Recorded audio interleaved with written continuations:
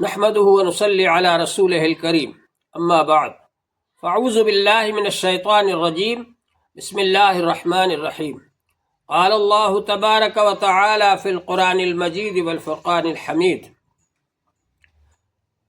ومن آياته أن خلق لكم من أنفسكم أزواجا لتسكنوا إليها وجعل بينكم مودة ورحمة۔ محترم حضرات، اللہ جل شانہ نے ہم کو ایسا کامل اور مکمل دین عطا فرمایا ہے جس میں انسان کی تمام ضرورتوں کے لیے ہدایات اور احکام موجود ہیں۔ انسان کی ایک ضرورت نکاح بھی ہے۔ حضور پاک صلی اللہ علیہ وآلہ وسلم نے ارشاد فرمایا، تنکح المرأة لأربع، عورت سے 4 وجہوں سے نکاح کیا جاتا ہے، لمالہا ولجمالہا، مالداری کی وجہ سے اور حسن و جمال کی وجہ سے، ولحسبہا، اور خاندانی عزت کی وجہ سے، ولدینہا، اور دینداری کی وجہ سے۔ اور حضور پاک صلی اللہ علیہ وآلہ وسلم نے فرمایا، فاظفر بذات الدین، دیندار عورت سے نکاح کر کے کامیابی حاصل کرو۔ اور حضور پاک صلی اللہ علیہ وآلہ وسلم نے دلہن والوں سے بھی یہ کہا، جب تمہارے پاس ایسے شخص کا رشتہ آئے جو دیندار ہے اور اچھے اخلاق والا ہے تو اس کا نکاح کر دو۔ اذا جاءکم من ترضون دینہ وخلقہ فانکحوہ الا تفعلوا تکن فتنۃ فی الارض وفساد کبیر، اگر نہیں کرو گے بڑا فتنہ و فساد پھیلے گا۔ اسی طرح سے حضور پاک صلی اللہ علیہ وآلہ وسلم نے ہم کو یہ بھی بتلایا کہ نکاح کے مقاصد کیا ہے۔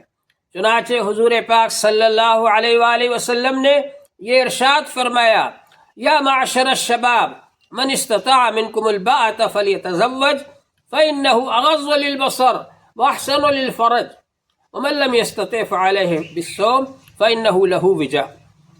اے نوجوانوں کی جماعت، تم میں سے جو نکاح کی استطاعت رکھتا ہے اس کو چاہیے کہ نکاح کر لے، کیونکہ وہ پاک دامنی کا ذریعہ ہے اور نکاح کی حفاظت کا ذریعہ ہے۔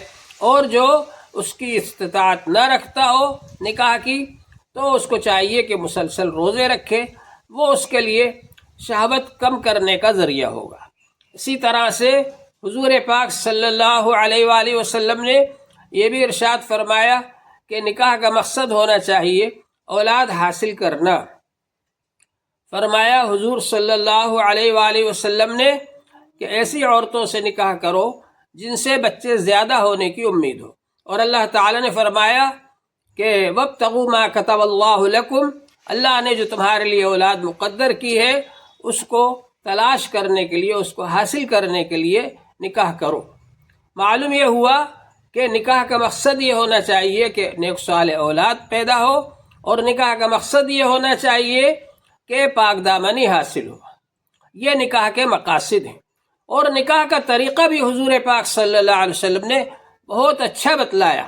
ارشاد فرمایا کہ ان اعظم النکاح برکتاً ایسرہ مؤونۃ، سب سے اچھا نکاح، سب سے بڑا نکاح، سب سے عظیم الشان نکاح، سب سے زیادہ مبارک نکاح وہ ہے جس کے اندر خرچ کم ہو، زیادہ اس کے اندر بکھیڑے نہ ہو، زیادہ اس کے اندر لوگ پریشان نہ ہو، زیادہ خرچ نہ کیا جائے، کم سے کم خرچ میں آسان طریقے پر جو نکاح کیا جائے وہ نکاح بہت زیادہ برکت والا ہے، بہت مبارک ہے۔ تو حضور صلی اللہ علیہ وسلم نے یہ طریقہ بتایا کہ نکاح آسان طریقے پر کیا جائے۔ چنانچہ حضور صلی اللہ علیہ وآلہ وسلم نے اپنے نکاح بھی کیے، اور اسی طرح اپنی بیٹیوں کے نکاح بھی کیے، اور بہت آسان طریقے پر کیے۔ تو اس لیے نکاح کو آسان طریقے پر کرنا چاہیے۔ نکاح کے اندر ایجاب و قبول کرنا فرض ہے، اور گواہوں کا ہونا شرط ہے، اور مہر مقرر کرنا واجب ہے۔ ان سب چیزوں کا ہمیں لحاظ رکھنا چاہیے۔ اور حضور صلی اللہ علیہ وسلم نے جس طرح آسان طریقے پر نکاح کیے، اپنی بیٹیوں کے نکاح بھی آسان طریقے پر کیے۔ آپ نے جو وقت پر مل گئے صحابہ ان کو بلا کر مجلس میں بٹھا لیا، اور ان کے سامنے آپ نے ایجاب قبول کرا دیا، خطبہ نکاح پڑھ دیا۔ تو آسان طریقے پر نکاح ہونا چاہیے۔ موجودہ دور کے اندر جو بہت زیادہ خرچ کیا جاتا ہے شادیوں کے اندر، اور اس کی وجہ سے آدمی قرض دار ہو جاتا ہے، اور بعد میں پھر زندگی بھر روتے رہتے ہیں اور قرض ادا نہیں ہو پاتا۔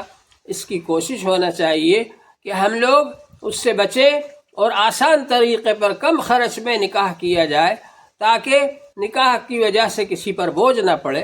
اور اگر ہم بہت زیادہ مالدار بھی ہیں تو ہم پھر بھی نکاح کو کم خرچ میں کریں، آسان طریقے پر کریں، اور جو ہمارے پاس پیسہ بچے اس میں دوسروں کے غریب لڑکیوں کو بھی شریک کر لیں، ان کے بھی نکاح کروا دیں، یا ایک اور دوسرے دین کے کام ہیں اس کے اندر خرچ کریں، مدارس وغیرہ میں خرچ کریں، بچوں کی تعلیم پر خرچ کریں تاکہ ہماری قوم کے بچے تعلیم یافتہ بن جائیں، اس کے لیے خرچ کریں۔ لیکن یہ نکاحوں کے اندر، شادی بیاہ کے اندر جو بہت زیادہ خرچ کیا جاتا ہے، فضول خرچی کی جاتی ہے اور اپنی حیثیت سے زیادہ لوگ اس میں خرچ کرتے ہیں، یہ اچھا نہیں ہے، اس سے بچنا ضروری ہے۔ اللہ جل شانہ ہم سب کو عمل کی توفیق عطا فرمائے۔ وآخر دعوانا ان الحمد للہ رب العالمین۔